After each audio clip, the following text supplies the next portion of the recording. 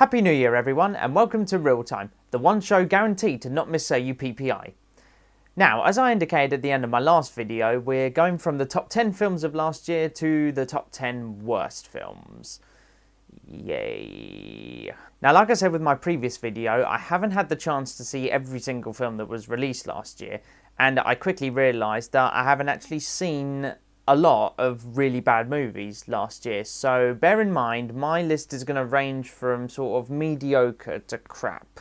I mean, there's still going to be bad films on the list, but it's not going to include like the absolute worst of 2016 because I don't have the time or effort to actively go and waste 2 hours of my life every time to see one of these terrible movies. But anyway, it's my list, so if you disagree, that's fine, and if you agree, even better. So let's just get on with it. This is Real Time's top 10 mediocre / worst films of 2016. Enjoy. Number 10, Ghostbusters. Now, I'm just going to put it out there right now. I don't hate this movie. This movie got a lot of hate when it came out, and honestly, I didn't have a problem with it being an all-female cast, but it really isn't that good a film. Some of the jokes kind of work, and most of the jokes kind of fall flat on their face, but it still had a few neat ideas and a few enjoyable moments. But yeah, sadly, I kind of think it was a pretty talented cast that was somewhat wasted on this, and I hope it's not a sign of things to come from Paul Feig and Melissa McCarthy, because normally when they're together you get magic. So yeah, it wasn't like as bad as the haters say, but I definitely wouldn't rush to see it again. Number 9, Stalks. This is one of those weird films that kind of has moments of real hilarity, and then the other 90% of the jokes are just terrible. Like, you know, you see bad jokes in films, and you can at least understand the joke, and you can say, oh god, that joke is so bad. Stalks has some jokes that I literally kind of sat there and thought, I really don't get what the joke is meant to be here. But it has a few good points. It's very nicely animated. The moments that it is funny are hilarious. I suppose the cast do a fairly good job on it, but you know, the actual story's a bit of a mess. You know, the jokes are pretty lame. What was the other point I was going to say? Yeah, it was just kind of stupid. Like, a really stupid film, which is a shame because it's from the people who gave us the Lego movie, and even though it had enjoyable moments, I probably wouldn't recommend it to watch. But what I would recommend is go and find a YouTube video of the wharf scenes. Those are the best ones, where they transform into a submarine. That was kind of good stupidity. Like, it makes absolutely no sense at all, but it was funny. But Stalks it's a real mess, so I wouldn't recommend it. Number 8, Teenage Mutant Ninja Turtles: Out of the Shadows. The first Teenage Mutant Ninja Turtles movie from Michael Bay, I just found forgettable, really. I mean, it didn't really stand out as a truly terrible film, and it wasn't any good either. And Out of the Shadows is pretty much the same film, but just a bit updated. I mean, to be fair, the action and the motion capture on the Turtles, it's fine. It's really, really nice to look at. But, you know, the story is really forgettable. Most of the humour is pretty stupid.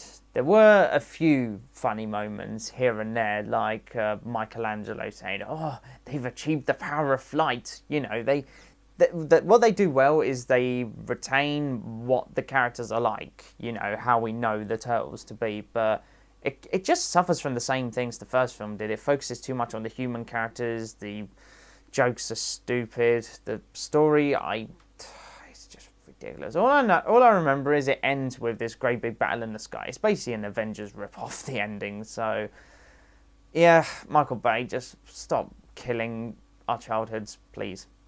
Number 7, Grimsby. This film is disgusting. It is really disgusting. To be honest, when I was making this list, I was kind of torn between putting Grimsby or Sausage Party in, given that a lot of the humour is gross out humour. But when I was properly thinking about it, I was thinking Sausage Party is probably a better film. But Grimsby, I don't know, it's like it just kind of descended into just sort of throwing gross joke at the audience. And when I watched it in the cinema, it did get a laugh out of me because, I don't know, maybe when you're in the cinema and you're with people, you kind of receive comedy more easily because there's more people to laugh at it. But the more I think about it, the more this is not a very good film, to be honest. And if anyone is a non-Brit watching this, then don't worry, we're not like that in any way. I don't think anyone in the country is like, I don't remember Sacha Baron Cohen's character's name. But plus sides, Mark Strong's in it, so he's good as always, but I really wouldn't recommend this one. Number 6, The Legend of Tarzan. Do you know what? It says so much about this film that I actually forgot to record a segment on it. Oh my god, this film was so forgettable. And like I said, the word I use a lot is bland. It is a very, very one-dimensional, bland movie, which is remarkable given it's got Samuel Jackson and Christoph Waltz in it. You think that, the personality and the skill would sort of emanate off the screen, but sadly, I think Christoph Waltz has been grossly misused lately. Like, he is an incredible actor, but everything about this film is just so boring and bland. And from what I remember, the special effects were really sort of mediocre. Like, it just doesn't wow you anymore. And yeah, I could sort of see what they wanted to do with the Tarzan sort of story, to sort of put its own twist onto it. You don't see him growing up, but this film was so boring, just really forgettable. Don't bother seeing it. See Jungle Book. That's a far better film. Number 5, Hail Caesar. This was a really peculiar film to sit through. When I saw the trailer, I really wanted to see it because it was like a satirical look at old 1950s Hollywood movies. It has an amazing cast, George Clooney, Josh Brolin, Tilda Swinton, Ralph Fiennes, the list just goes on. And it was a very bland comedy, I thought. And it really dragged. I mean, I can't remember what the running time was of it, but it seemingly went on forever. And the only reason I would ever recommend to watch it is for George Clooney's performance. I mean, he is just hilarious in this film. And the what it was a simple scene. I mean, if you've seen the film, you'll know what I'm talking about. But it's a scene with Ralph Fiennes and this young actor. I can't remember what his name is. That and George Clooney's scenes are fine. You'll get a laugh out of them. But for the most part, it just didn't have a flow to it. And yeah, I wouldn't recommend it. Number 4, The Huntsman, Winter War. I got dragged along by a friend to see this film, and I went into it not knowing anything about it. I didn't see the first film with Kristen Stewart in, and that is the exact reason why I didn't see it. So I was thinking, if it hasn't got Kristen Stewart in it, and it's got Emily Blunt in it, then it must be kind of good, but it really wasn't. It's just for a supposed epic fantasy, it was just really boring. Like, barely anything happens. And you got Charlize Theron, Chris Hemsworth, and Emily Blunt. And, they are very good actors, all of them. And even they couldn't really save it. And, I just wanted it to end as soon as possible. And on the plus side, Charlize Theron is good as the Gold Queen. And, I think you call her the Gold Queen. She wears gold a lot, so... Ugh. God, this film was just bad. It's just one of those films that has so little heart in it. It's like the actual film itself has no personality. And Number 3, Independence Day Resurgence. God, Hollywood. There is a great deal of difference between a film that doesn't take itself seriously and Independence Day Resurgence. That is an awful film. Absolutely awful. I mean, the story is ridiculous. They've got too many characters, like returning characters from the first film, And the new characters they've added are just cardboard cutouts. There's absolutely nothing to these characters. It's like the effects were fine, where the aliens are destroying the planet and all that stuff. But I think it's kind of got to a point where we have seen this so many times now that no matter how good the effects are on a scene where the Earth is being destroyed, you just kind of sit there and go, oh, okay, all right, yeah, Earth's being destroyed. You know, it's not like when the original came out and the effects were absolutely mind-blowing and you're thinking, oh my god, the Earth is going to be destroyed. You know, it's... Oh, man. It wasn't boring. It was just really terrible. And there was this one character, I can't remember what his name is or what, but he's like Liam Hemsworth's wingman, and everything he said, I just wanted to pile a spade into his face. He was so annoying. It took 5 people to write this film. 5 people. That is ridiculous. It is terrible, and you should all be ashamed of yourself. Oh my god, do not do a third film. Do not do a third film. Do not. Number 2, Suicide Squad. Where do I even begin? Oh man. I mean, I am kind of more of a Marvel guy, but I don't like have an active dislike for DC films. You know, I like the Dark Knight trilogy. I like some of the old Batman films. But, oh my god, this film was an absolute mess. And you could put it down to the rewrites, the reshoots, and the re-edits. Like, they're always going to mess up a film. But I just sat in the film and I was thinking, this feels so much like DC looked at Guardians of the Galaxy and just thought, oh, I fancy a bit of that action. You know, let's try and do that. And it just fails completely.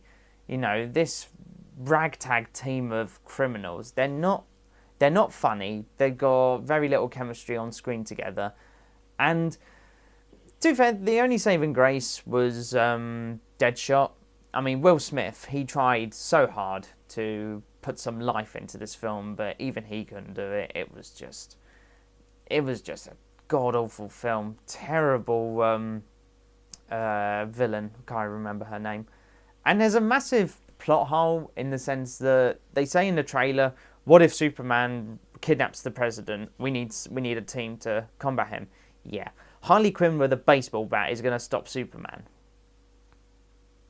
I don't know, maybe it worked better in the comics, but this was just one of those films that the more I think about it, it just makes me angry that so much money would be put into something like this and it was trying to ride the coattails of another franchise. And yeah, I mean, I didn't see Batman vs Superman early in the year, but I can only assume that Suicide Squad is the worst out of the two. And oh god, the less I think about it, the better. And the number 1 worst film of 2016, Miss Peregrine's Home for Peculiar Children.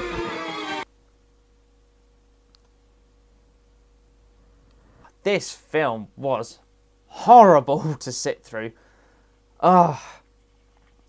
And I know there are going to be fans of the book, and if you're a fan of the book, that's fine. Even if you're a fan of the film, that's fine. But for me, I hadn't even heard of the books, and if I'm going to see a film that's based on the book, I'm just going to judge it on its own merits because, you know, that's a natural thing to do. But, oh, man. I mean, it's got some pretty neat ideas, but it kind of felt to me like the reasons why I hate Tim Burton's Alice in Wonderland so much is just really bland and uninteresting characters that are kind of portrayed as off the wall. I'm quirky, but to me it just comes off as having no personality whatsoever. And they cast Judi Dench in it. Why is Judi Dench in this film? Oh, I can't believe it. And there's a scene later on, and I suppose on paper it sounds like a sort of perfectly quirky premise, which is, what was it? It was an army of skeletons fighting an army of alien monster things that eat people's eyeballs on Blackpool Pier. You know, on paper that sounds so ridiculous, it was bound to be good, but me and my friend, we were just laughing at it. It was just so bad that, like, the actual animation on the skeletons and that, and the actual situation, we were just like, what are we watching here? And yeah, I hate to say it, but I have kind of lost faith in Tim Burton as a filmmaker, and I will be astonished if there's a sequel to this, but knowing Hollywood, there probably will be. Oh, I think I need to burst a blood vessel. So that was my bottom 10 list of 2016, and it was pretty wretched to sit through, to be honest.